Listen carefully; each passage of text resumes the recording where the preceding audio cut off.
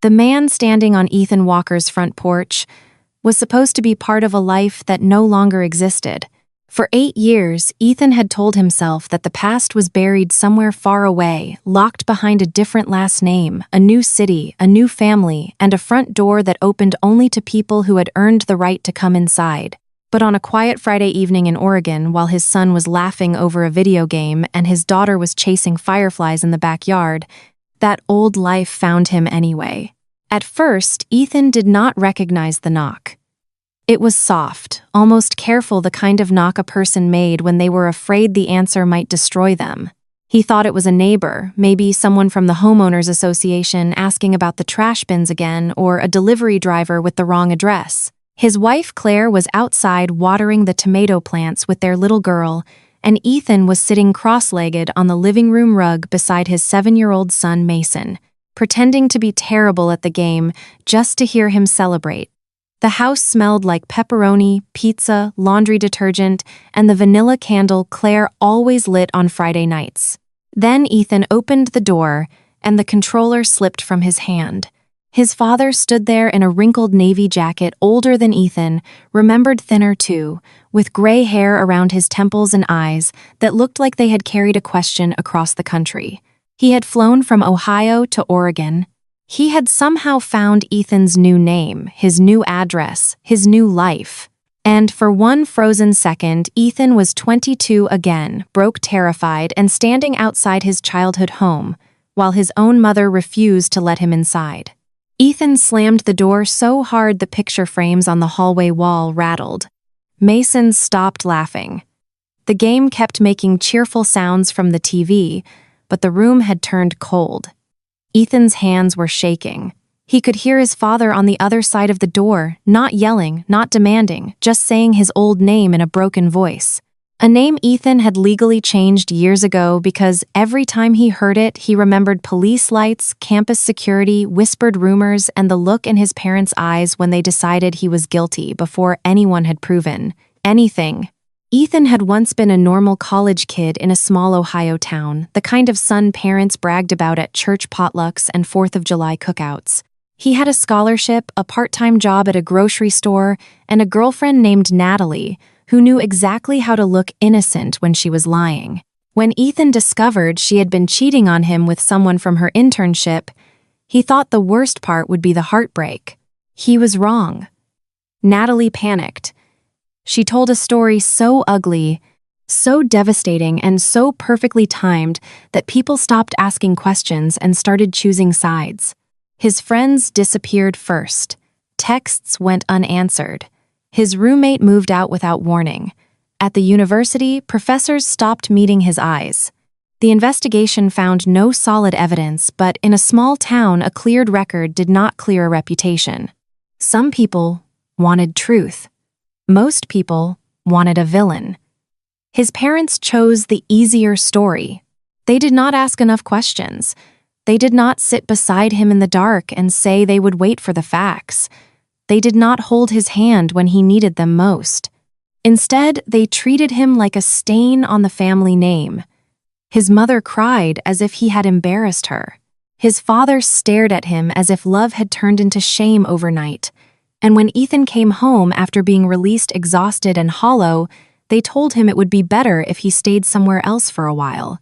For a while became forever. The only person who helped him was his childhood best friend Aaron, who drove across town at midnight with 2 duffel bags, $300 in cash, and a promise that Ethan would not sleep under a bridge. Ethan left Ohio before Thanksgiving that year. He worked warehouse shifts, washed dishes, delivered furniture, and took whatever jobs would pay him in the beginning. He stopped checking social media. He stopped explaining himself.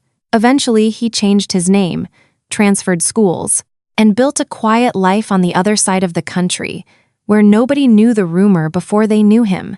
Years later, he met Claire at a community literacy fundraiser in Portland. She was a second-grade teacher with calm eyes and a laugh that made people feel safe. Ethan did not trust safety at first. He flinched when kindness came too close. He apologized too often. He kept parts of himself hidden because he believed love always came with a trapdoor underneath it. But Claire was patient in a way that did not feel like pity. She never forced the past out of him. She simply stayed steady until Ethan learned that not every open hand was waiting to push him away. They married in a small backyard ceremony under string lights with Aaron standing beside him as best man.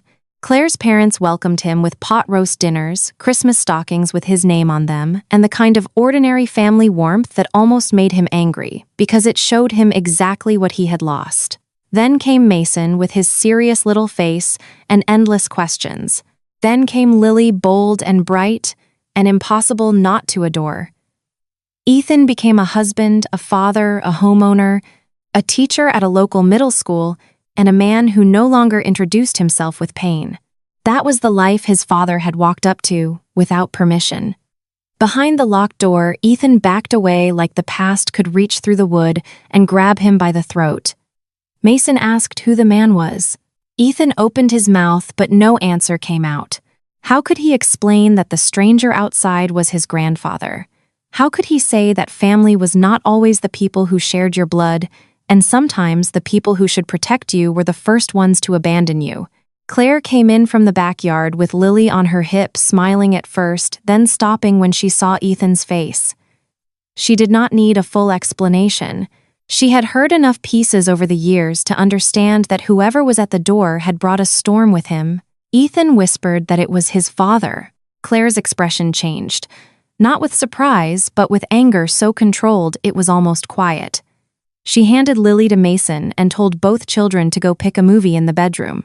Then she stood beside Ethan, her hand firm around his trembling fingers, and for the first time in years, Ethan did not feel alone in front of that door. Outside, his father knocked again. This time, Claire answered.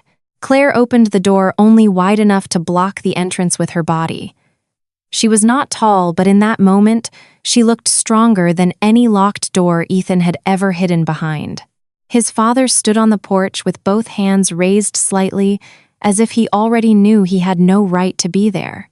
"Who are you?" Claire asked. The older man swallowed. "I'm his father." Claire's eyes hardened. A father does not disappear for 8 years, then show up at a family home with children inside like nothing happened. Ethan stood behind her, unable to move. Hearing someone defend him so fiercely made his chest ache. For years, he had carried his pain quietly, because explaining it always felt like begging people to believe him. But Claire did not need proof. She had seen enough of his scars to know the truth had cost him everything. His father looked past her toward Ethan. "I know I don't deserve to be here, but I found something. I found proof." That single word made the room feel smaller. Proof. There had been a time when Ethan would have given anything for that word. In the beginning, proof would have saved his name, his home, maybe even his family. But now it had arrived years too late, standing on his porch in a wrinkled jacket, asking to be welcomed into a life it had not helped build. Claire turned to Ethan. "Do you want me to make him leave?" Ethan wanted to say yes. He wanted to shut the door, return to pizza, video games, and the ordinary Friday night his children deserved. But another part of him needed to hear why. Why now? Why after all this time? Why did his father believe him only after Ethan had already lost everything? "Let him in," Ethan said quietly. "But the kids stay in the bedroom." Claire nodded. She stepped aside, but her expression stayed cold. Ethan's father entered slowly, looking around the living room like a man walking through a museum of everything he had missed. Photos covered the walls, Mason in his Little League uniform, Lily with frosting on her cheeks, Ethan and Claire at the Oregon coast, the 4 of them in matching Christmas pajamas beside the fireplace. Ethan watched his father see it all, and a small, bitter part of him was glad. This was the family they had thrown away. They sat at the kitchen table. Claire stayed near the doorway, close enough to hear every word. Ethan's father folded his hands together, but they still trembled. "I was helping Natalie's mother after her surgery," he began. "Natalie was there. Her old phone was full, and she asked me to clear some storage. I know how that sounds. It sounds like you were still close to the family of the woman who ruined my life," Ethan said. His father lowered his head. "You're right. We were wrong. Your mother kept contact at first because she believed Natalie was a victim. Then I think it became easier to keep believing that. If Natalie was telling the truth, then what we did to you was painful but justified. If she was lying, then we destroyed our own son." Ethan said nothing. His father continued voice breaking. "While I was clearing the phone, an old message thread appeared. I saw your name. I opened it. She had messages with the man she was seeing back then. She admitted she lied because she was scared you would expose the affair. She said she ruined your life. She said she wished she could take it back." Ethan stared at the table. He had imagined this confession so many times, but it did not bring peace. It only reopened the wound. Natalie had known. His parents had chosen not to know. Everyone had moved forward while Ethan had spent years rebuilding himself from ashes. "I confronted her later," his father said. "She admitted enough. Not publicly. Not to the police. Not yet. But she admitted it to me. Your mother knows now. She's devastated." Ethan looked up. Devastated. His father nodded, tears filling his eyes. "No," Ethan said. "She does not get to be devastated like she is the victim. Neither do you." His father tried to speak, but Ethan raised one hand. "You threw me out," Ethan said, his voice low and steady. "The investigation found no real evidence, and you still looked at me like I was a monster. I lost my friends, my school, my name, and my home. I ate cheap sandwiches from gas stations because I had nowhere else to go. I worked every miserable job I could find just to survive. And all that time, you were still close enough to Natalie's family to fix her phone?" Claire's eyes filled with tears, but she did not interrupt.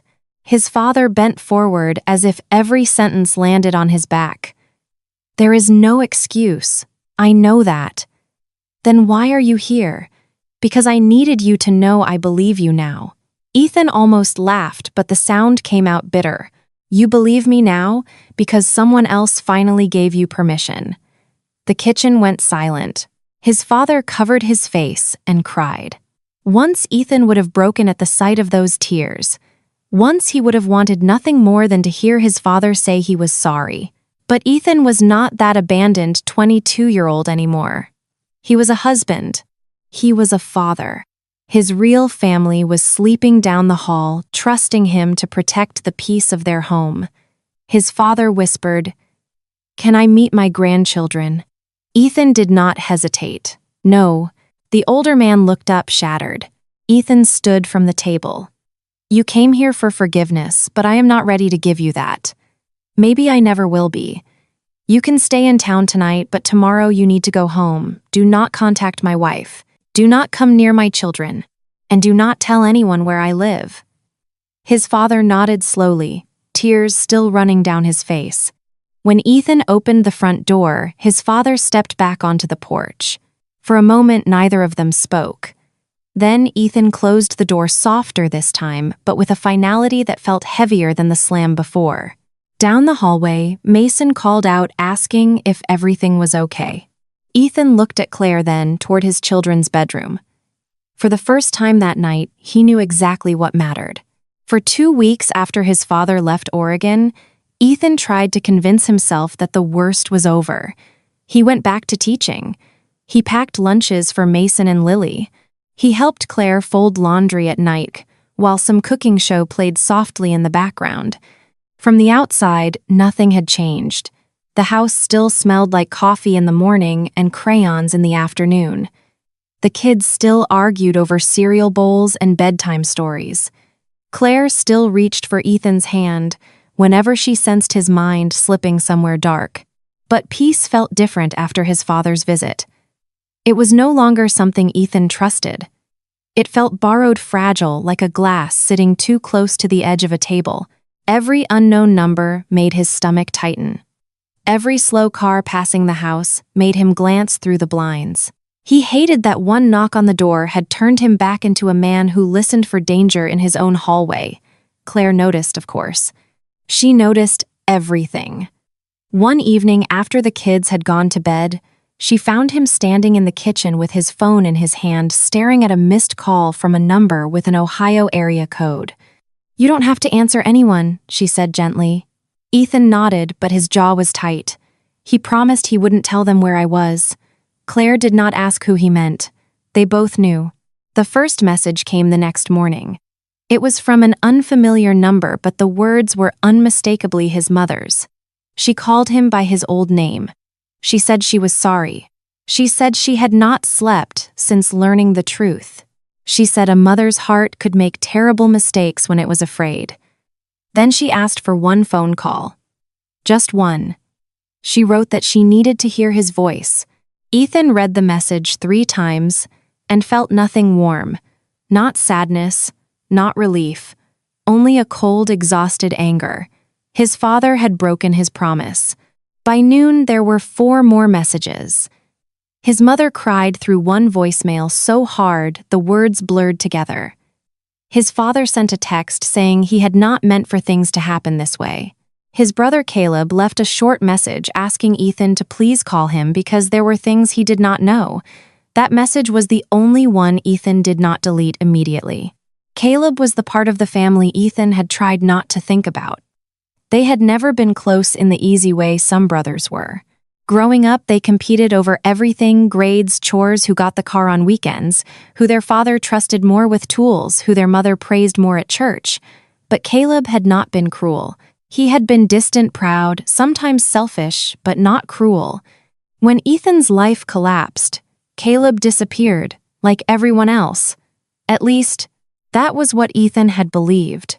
That night, Ethan sat on the back porch, while Claire stayed inside with the kids. The Oregon air was cool and smelled like wet cedar. His phone rested on the small table beside him, glowing every few minutes with another message from the people who had once made him homeless. He thought about blocking every number and pretending none of it existed. It would have been easier, maybe even healthier. But the problem with the past was that silence never buried it completely. Sometimes silence only gave it room to grow teeth. Ethan opened Caleb's message again. "Please call me. Mom blocked more than you know. I tried to reach you. I swear I did." Ethan stared at those words until his eyes burned. When Claire stepped outside with 2 mugs of tea, he handed her the phone. She read the message quietly. "Do you believe him?" "I don't know," Ethan said. "That's the problem. I don't know what was real anymore." Claire sat beside him. "What do you need?" The question was simple, but Ethan had no simple answer. He did not need reconciliation. He did not need family dinners, holiday cards, or a tearful reunion at the airport. He did not want his mother hugging his children, as if love could skip over 8 years of abandonment. He did not want his father holding Mason's baseball glove or Lily's stuffed bunny. Those moments belonged to people who had stayed. But he did need something. "I need the full truth," Ethan said.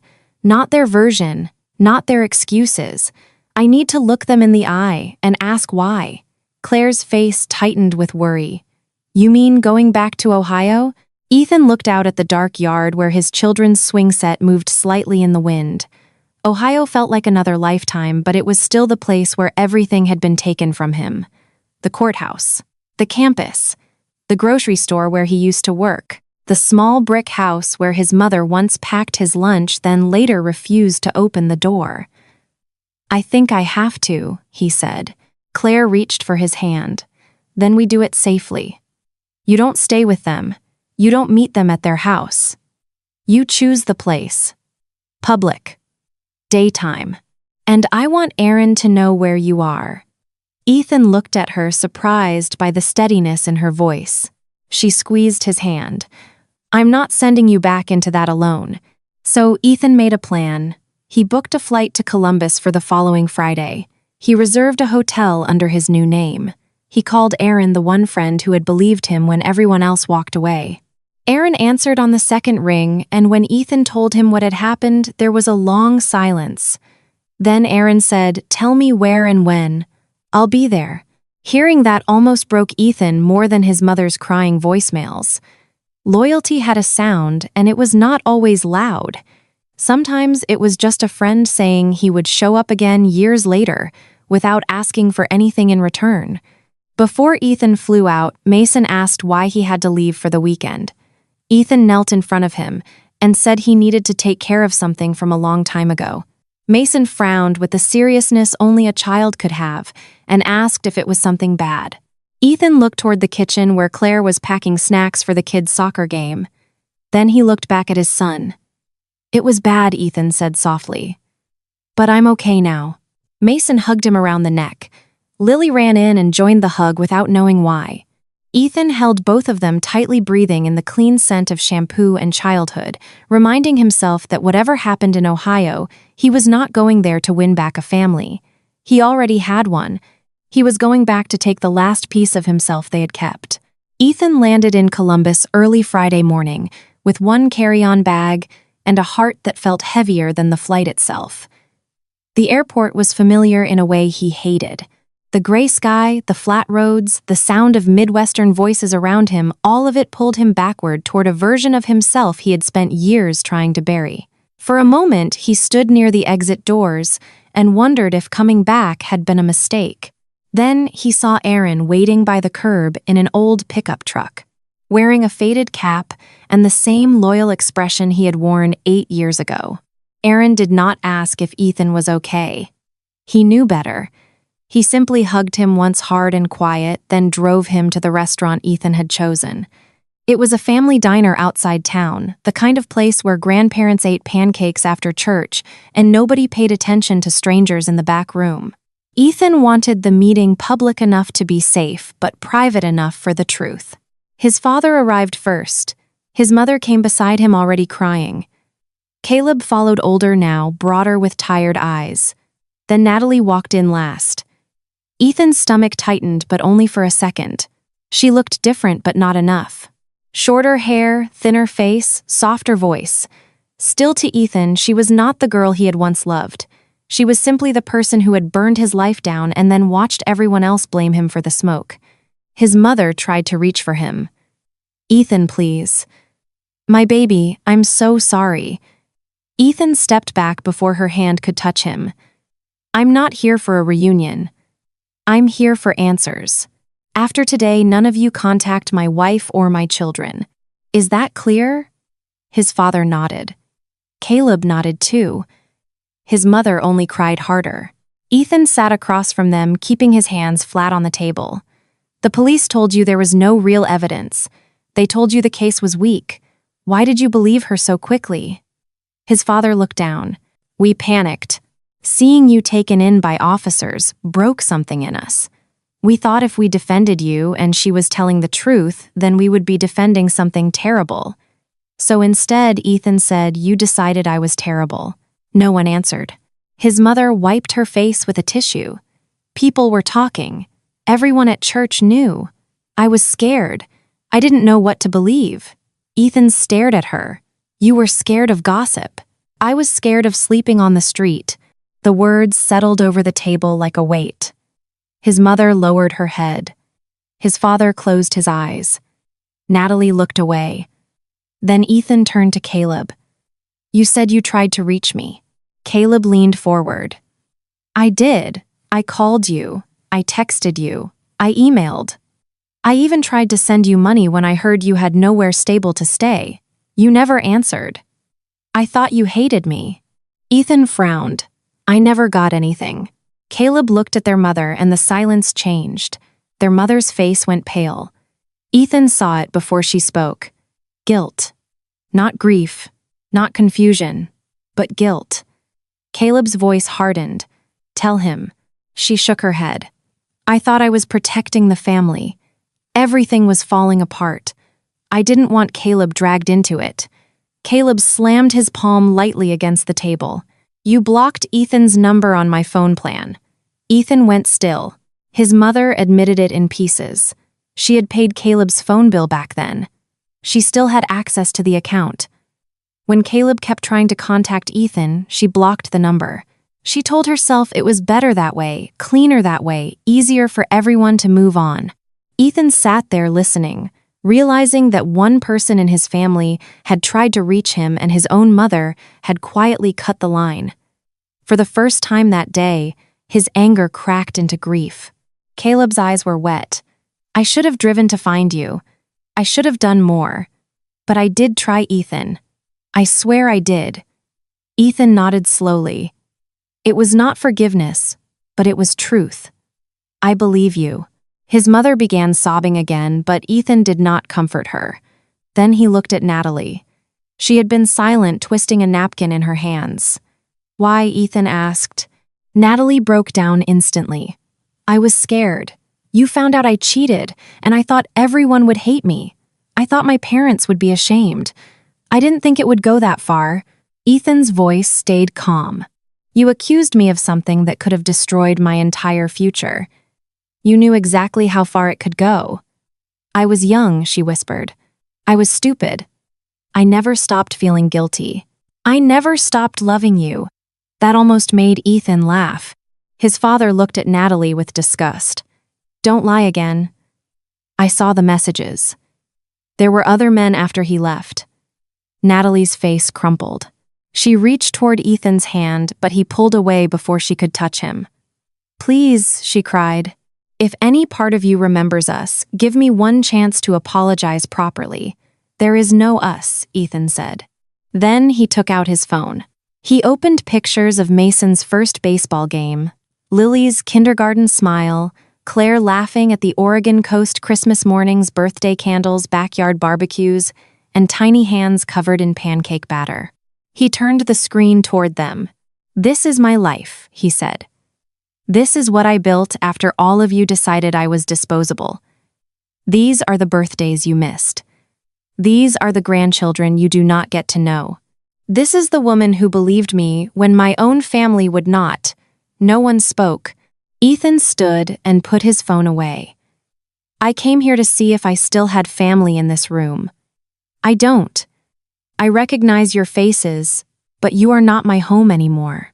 He looked at Caleb last. You can contact me slowly on my terms. No promises. Then Ethan walked out. Aaron followed him without a word. Outside, the Ohio air was cold, but Ethan could finally breathe. He had not come back to be accepted by them. He had come back to take back the part of himself they had left behind. On the drive away from the restaurant, Ethan did not speak for almost 20 minutes. Aaron kept both hands on the steering wheel and let the silence sit between them. That was one of the reasons Ethan had trusted him all these years. Aaron never tried to fix pain with easy words. He simply stayed. Sometimes that was the only thing a broken person needed. Outside the window, Ohio passed by in flat gray pieces. Gas stations, frozen fields, old brick churches, strip malls, familiar roads Ethan never thought he would see again. Years ago, those streets had felt like a prison. Now they looked smaller. Not harmless exactly, but smaller. The town had not grown. The people had not become bigger than his life. Ethan had. Aaron finally pulled into the hotel parking lot and turned off the truck. You did good in there. Ethan looked down at his hands. They were not shaking anymore. I thought I'd feel better. You might later, Aaron said. Or maybe better isn't the point. Maybe free is. That stayed with Ethan. Inside his hotel room, Ethan called Claire. She answered on the first ring like she had been holding the phone in her hand. The moment he heard her voice, something in him softened. She did not ask for every detail right away. She asked if he was safe. She asked if Aaron was with him. She asked if he had eaten. The questions were ordinary, but they pulled him back to the life that was real. Then, Mason grabbed the phone and asked if Dad had finished taking care of the old thing. Ethan smiled for the first time that day. Yeah, buddy, he said. I think I did. Lily shouted from somewhere in the background that she had saved him a cookie, even though Claire gently reminded her that she had eaten it after dinner. Ethan laughed quietly, and the sound surprised him. After everything that had happened, joy still found a way in. Later that night, Caleb texted him. Thank you for hearing me out. I know I don't deserve anything, but I'm grateful you believed me. Ethan stared at the message for a long time. He did not feel ready to call Caleb a brother again, not fully. But the truth mattered. Caleb had tried. Their mother had blocked him. That did not erase the years of absence, but it changed the shape of the wound. Ethan typed back slowly. We can talk. slowly. No pressure, no promises. And you do not share anything about my family with Mom or Dad. Caleb responded almost immediately. I understand. I won't. The next morning, Ethan met Aaron for breakfast before his flight home. They sat in a small diner drinking burnt coffee and eating eggs that tasted exactly like every roadside breakfast in the Midwest. Aaron asked if Ethan was going to report Natalie. Ethan had thought about it all night. Part of him wanted justice. Part of him wanted her name dragged through every room his had been dragged through. But another part of him was tired of letting Natalie decide the direction of his life. I'm not protecting her, Ethan said, but I'm done building my future around what she did. If my parents are truly sorry, they can decide whether to take what they know to the authorities. I'm not chasing their redemption for them. Aaron nodded. That sounds like you choosing peace. No, Ethan said softly. It sounds like me choosing my wife and kids. When Ethan landed back in Oregon, Claire was waiting near the arrivals gate with Mason and Lily. The kids ran before they were supposed to, ignoring Claire's warning, and crashed into him with all the force of childhood. Ethan dropped his bag and held them both. Lily smelled like strawberry shampoo. Mason had a new scrape on his elbow from soccer practice and immediately needed to explain the entire story. Claire stood behind them, smiling through tears. Ethan looked at her and knew with a certainty that settled deep in his bones that this was home. Not the house in Ohio. Not the family name he had left behind. Not the people who only believed him after the truth became impossible to ignore. Home was the woman who stood beside him before she had every answer. Home was the children who trusted his arms. Home was the friend who drove him to face the past and waited outside the door. In the weeks that followed, his parents continued trying to reach him. Ethan blocked his mother after she sent a long message about wanting to be a grandmother before it was too late. His father sent one apology, then another, then finally stopped when Ethan replied with a clear boundary. They were not to visit. They were not to call Claire. They were not to look for the children online. If they crossed that line, Ethan would involve a lawyer. Caleb kept his word. He did not push. He sent simple messages at first, a photo of his dog, a memory from childhood, an apology that did not ask for anything in return. Months later, Ethan allowed him to fly to Oregon for one weekend. Claire agreed only after several conversations, and Ethan made the rules clear. Caleb would meet the children as Uncle Caleb, not as a bridge to the rest of the family. To Ethan's surprise, Caleb was gentle with them. He brought Mason a baseball glove and Lily a book about sea animals. He did not mention their grandparents. He did not ask for more than Ethan offered. When he left, Ethan did not feel healed, but he felt something close to possibility. One evening, long after everything had quieted, Ethan stood in the backyard watching Mason and Lily chase each other under the string lights. Claire came beside him and slipped her hand into his. "Do you regret going back?" she asked. Ethan thought about the restaurant, his mother's tears, Natalie's excuses, his father's shame, Caleb's truth, and Aaron's steady silence. Then he looked at his children laughing in the yard. "No," he said. "I needed to see them clearly." And now Ethan squeezed her hand. "Now I know who my family is." The past had taken his name, his safety, and years he could never recover. But it had not taken his future. It had not taken his ability to love. And it had not taken the life he built with his own hands, far away from the people who only learned the truth after it was too late.